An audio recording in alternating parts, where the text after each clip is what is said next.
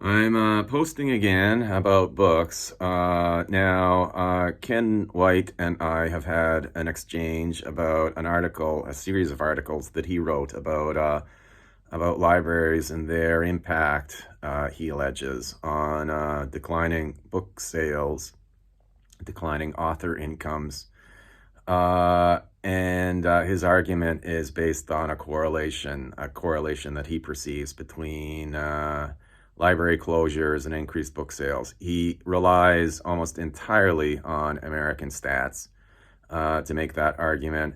And interestingly, some research done by Stephen Beatty shows that book sales of Canadian books, books sold in Canada.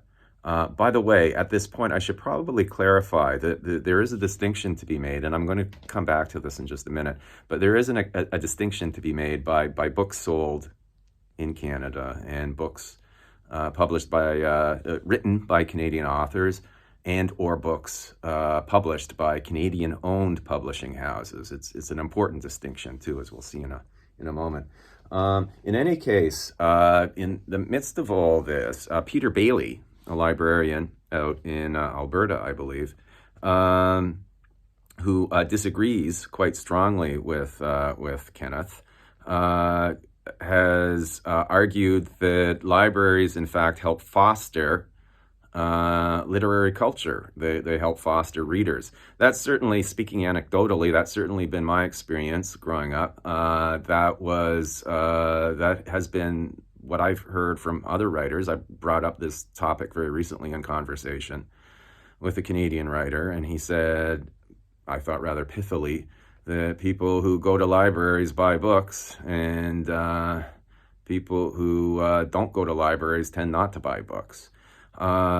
What Peter Bailey focuses on is a very telling slip of Kenneth's, which is Kenneth at one point writes, 4 out of 5 books read in Canada are borrowed rather than read.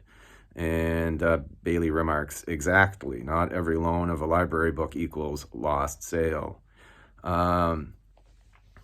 Kenneth has taken this whole exchange rather personally, I think, which is ironic because Ken keeps insisting that people in Canada, librarians rather, are too thin-skinned. He started name calling with me, buddy, and so forth. When I replied with dude, man, that angered Ken. And to top it off, he insulted my hat.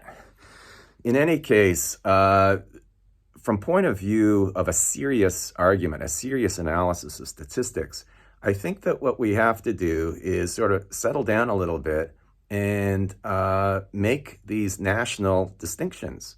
Start distinguishing between sales of particular types of books, genres of books, nonfiction versus fiction, and focus also on the citizenship of the authors, the national ownership of particular publishing companies. As people who follow Canadian culture, have any knowledge whatsoever of Canadian culture, know, despite the fact that Canadians spend a lot of money on culture of all types, most of the culture consumed in Anglophone Canada is not produced by Canadian-owned enterprises. And I think that is probably the most important, most significant detail that anybody who wants to have a serious discussion about cultural production in Canada and the way these different institutions sort of interrelate and sort of help each other, assist each other, or are detrimental to each other. That is the most important, significant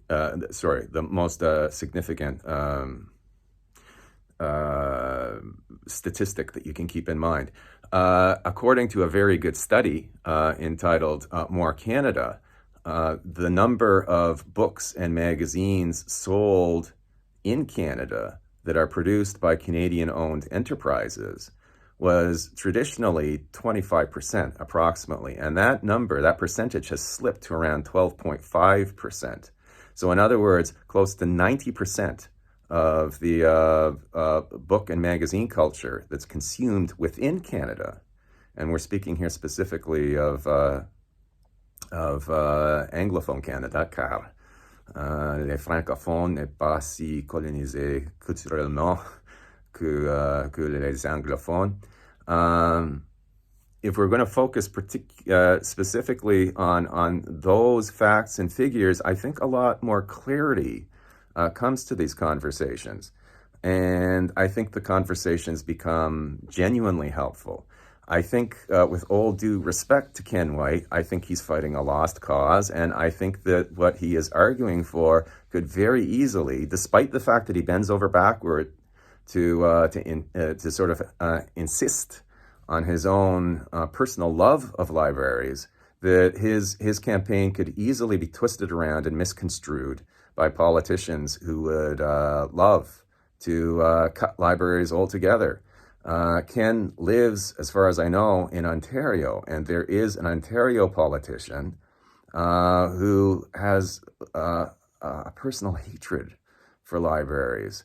Ken needs to factor in that kind of political reality into his analysis for it not to cause consternation among librarians.